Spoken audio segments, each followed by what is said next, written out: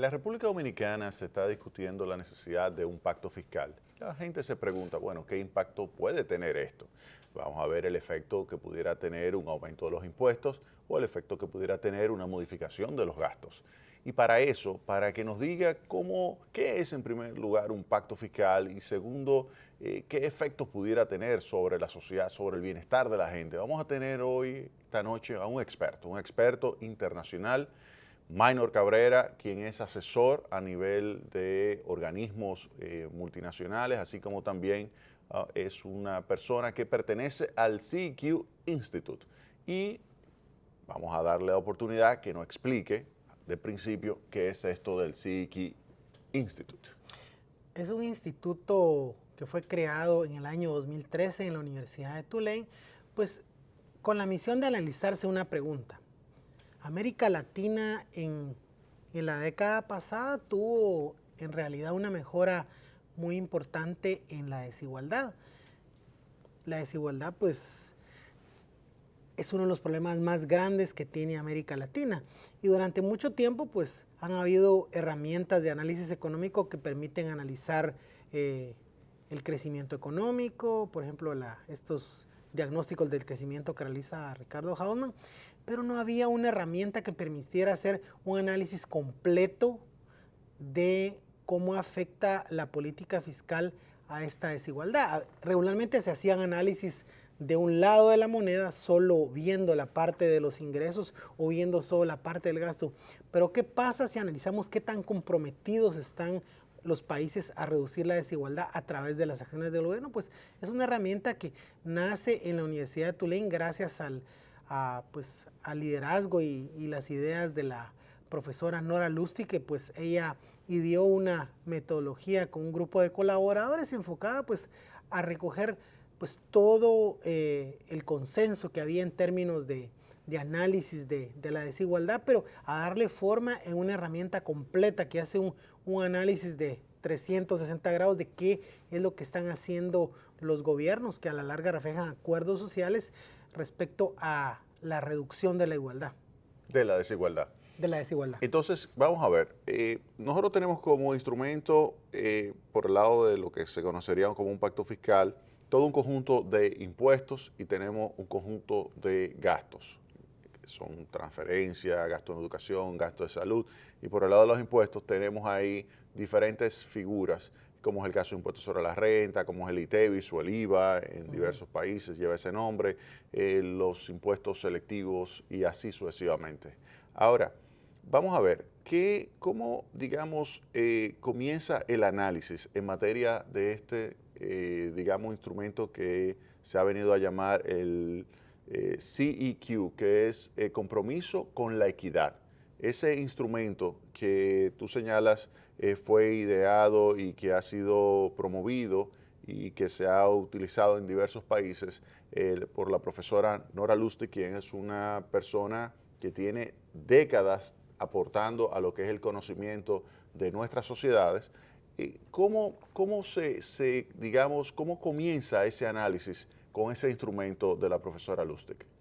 Bueno, este instrumento parte de hacerse la pregunta, bueno, ¿qué pasaría en una sociedad si el gobierno no interviniera nada en la... O sea, si no hubiese ningún impuesto ni gasto público, si uno viniera y le devuelve a la gente el dinero de impuestos que pagó. Ajá. Y a la gente que está estudiando en la escuela dice, mire, saque a sus niños de la escuela.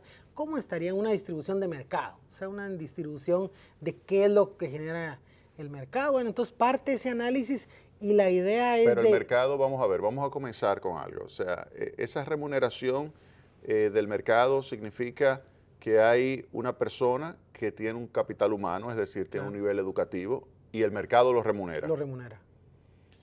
Entonces, eso está incluido dentro de lo que es el concepto de ingreso de mercado. Sí, todas las remuneraciones, por ejemplo, de los asalariados, de las personas que tienen un negocio propio, de los empresarios que tienen ganancias a través de sus empresas, pues esa será la remuneración del factor capital. El factor capital y el factor trabajo. Esos son los dos elementos que están ahí adentro en lo que es la definición de ingreso de mercado, asumiendo que no hay Estado. Sí, porque en la práctica nosotros pues vemos que todos pagamos impuestos, se reciben servicios públicos, pero se hace un ejercicio teórico, teórico digamos. en el cual pues se le quita a toda la gente los impuestos y los gastos y vemos cómo está. Hay ¿Y algunos qué? estudios, por ejemplo, Ajá. sobre este tema, sobre los cuales este análisis también se basa. Por ejemplo, hay estudios que dicen que, por ejemplo, la distribución, sin tomar en cuenta la intervención del Del sector Estado. público, es la misma en América Latina y en los países de la OECD, principalmente los países de Europa. Como empiezan es exactamente igual, pero como terminan es Vamos una a ver, los países de la OCDE son países desarrollados. desarrollados. Sí. Son países desarrollados y tú lo que estás diciendo que cuando tú calculas a partir del ingreso de mercado, que es asumiendo que no hay ninguna intervención del Estado, cuando tú partes del ingreso de mercado, la desigualdad de ingresos de América Latina es igual a la desigualdad de ingresos de países de la OCDE. Así es. Sabes que, y eso es bueno que lo tomen en consideración, la desigualdad de América Latina es una de las más altas del mundo. Claro.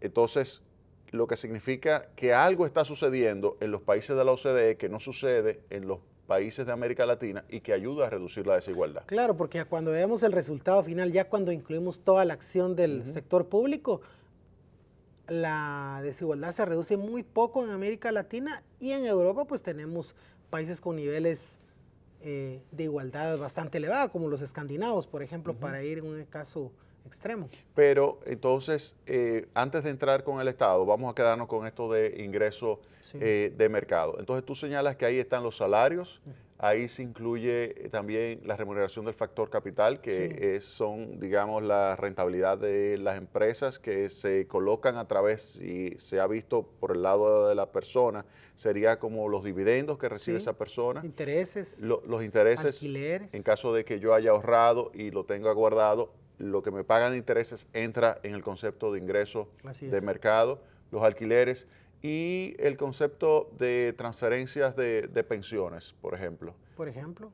También se incluyen siempre y cuando haya sido producto del ahorro de una persona, por ejemplo, con el sistema de capitalización individual. Claro. ¿No se incluye entonces las transferencias? Claro, porque por ejemplo, cuando los sistemas de pensiones están quebrados, utilizan recursos del sector público.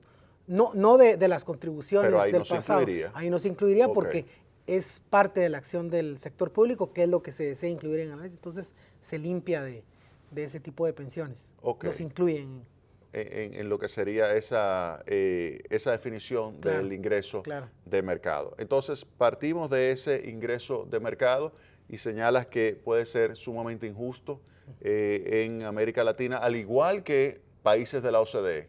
Claro, pero antes de la acción del antes de la acción del Estado. Sí. Entonces, después que ya se parte de esto, ¿cuál sería el próximo elemento de análisis de la metodología CEQ?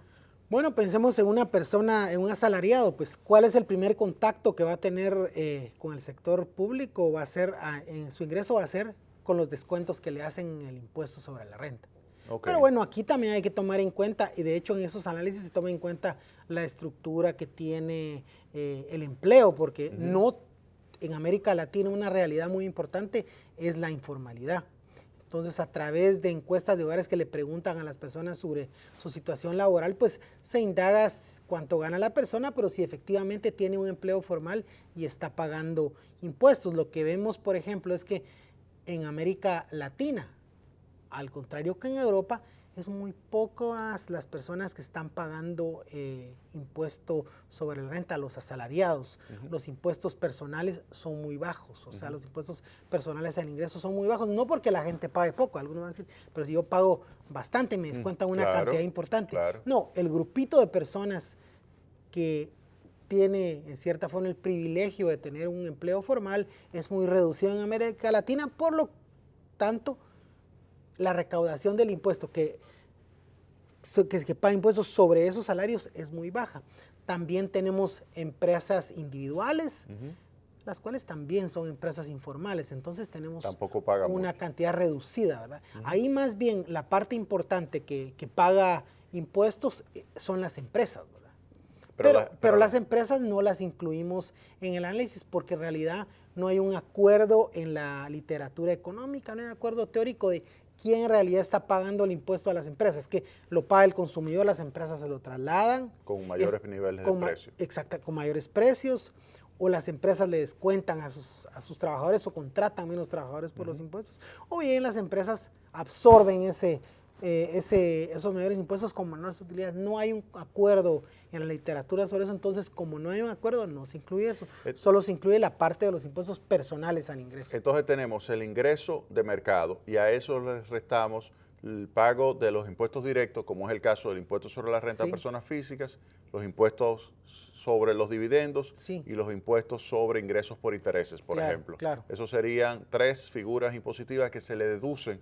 a el ingreso de mercado. Claro, cuando los países tienen un sistema público de pensiones, se le restaría, bueno, tenemos dos tipos de análisis, un escenario en el cual no tomamos en cuenta el efecto de las pensiones porque pensamos que es un ahorro, es un ahorro, una renta, como que uno tuviera una cuenta de ahorro en el banco y se le paga ya cuando uno retira el dinero.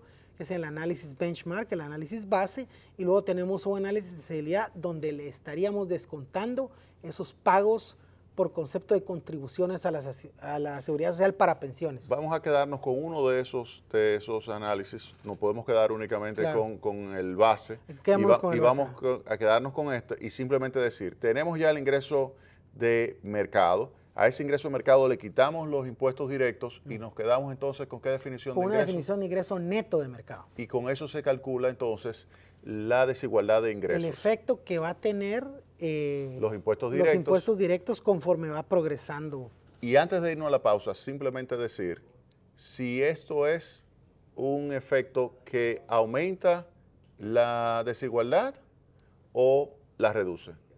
Pues hay una medición que se llama progresividad o regresividad de los impuestos.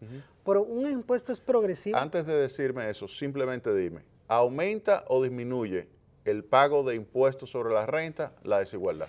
Regularmente disminuye, pero disminuye muy poco porque el impuesto es por diseño, es un impuesto que lo pagan más quienes más ingreso tienen, pero como es un grupo muy reducido de personas, el impacto es muy pequeño. O sea que el efecto de ese impuesto no es muy significativo sobre el tema de la desigualdad. ¿Y aumenta la pobreza?